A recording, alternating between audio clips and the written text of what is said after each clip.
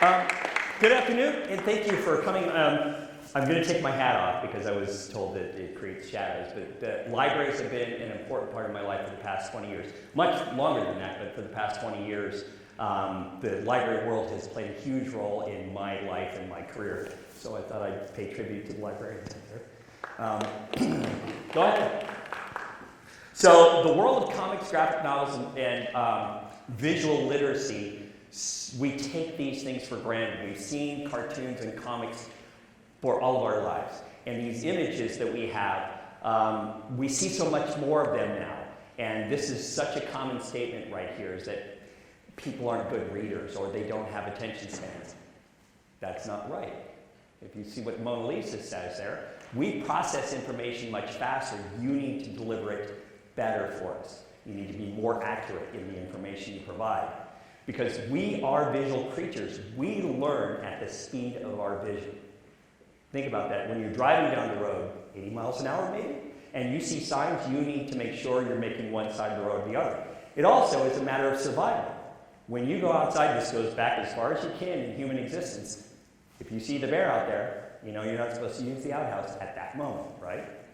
So, yeah, and life would be a lot shorter.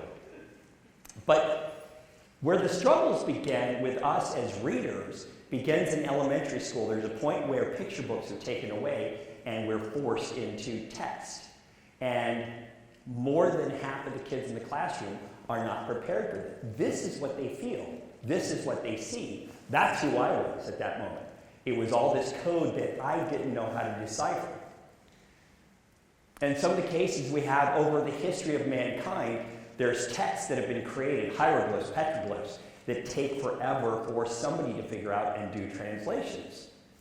And if you look at that, the time frame between discovery and translation was a long period of time. Here in the caves of Lascaux, France, this is miles and miles of artwork that's on these caves. It's amazing and it's beautiful. It dates back thousands of years. But another thing that if you take time and you look at the artwork, it's very beautiful, and they didn't have a chance for error. Whether it's hieroglyphs or petroglyphs or the cave paintings, there was design intended there for you to see what life was like for that civilization at that time. So it expedites your knowledge because now you have context. This is two of my favorite images to use. And the first time I did this was at Fordham University in front of a room full of PhDs. Norman Rockwell is known as America's illustrator. He's a comics guy. He saw himself that way. And the way he told stories in a single image is the same approach that Gary Larson used in The Far Side. One's more eloquent than the other, but maybe not. In this picture on my right, the little girl in front of the principal, the first time I gave this presentation or showed that image, my daughter was in an elementary school, and the principal is the woman in that image, and the secretary is the man. Another thing, if you look closer at this and try to figure the time frame, this is 1953, early 1950s. This little girl won. She's smiling, she's not apologizing. This is at a time when little girls weren't supposed to be like that. Now we go over here to Gary Larson on the far side. The cool thing about this is you got the brontosaurus who's working as the lookout. This is behind the gym, they're smoking. The raptor is holding the lighter because T-Rex's arms are too small. But of course the reason why they're extinct is because they smoked. Comics also have an amazing ability to expedite the information for you. They're giving you the context immediately. You see emotion, compassion. You see anger, you see fear, you see pure joy. All right in the moment that you look at that. And the more time you spend on those images, the more you see what the artist had intended for you to see. There's always more. And that adage of there's 1,000 words for every picture is very true. Another thing that's amazing at this time with the adaptation of graphic novels and comics in education and literature in general is taking classic stories and setting them in a format that gives the reader context immediately. And it doesn't matter if you're a challenged reader, gifted reader, the story is evident to you immediately. Another thing that there are so many elements that come into play in how the artist tells you the story. One of the things I really like is this thing called inference. You can see what's taking place. You don't need to see the rest of the image above. You don't need to see the actual club striking. You know it's going to happen. You know what the reason those feet are hanging. You don't need to see the rest of the image. So the challenge I usually give in a session like this is there's a notepad and there's a pencil, because until this moment, we take for granted how this works. But the moment you, if you're not an artist, go to draw a picture, cold sweat breaks out, because all of a sudden your brain just goes into overdrive. But it's much harder than you think. These artists have been drawing since they were children, or they discovered their art form late, but they spend time and time and time into creating and practicing their art so they can show you the story that they want you to read. This is some of my foundation of my education.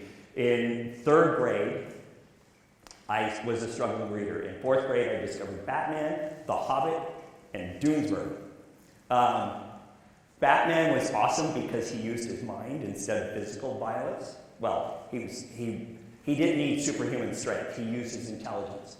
Doonesbury was cool because this one Sunday strip that I was reading, again, I'm in 4th grade, Gladys Knight and the Pips were doing their show, and the backup singers were talking about the Watergate scandal. And I was like, Trudeau knows R&B? This is cool.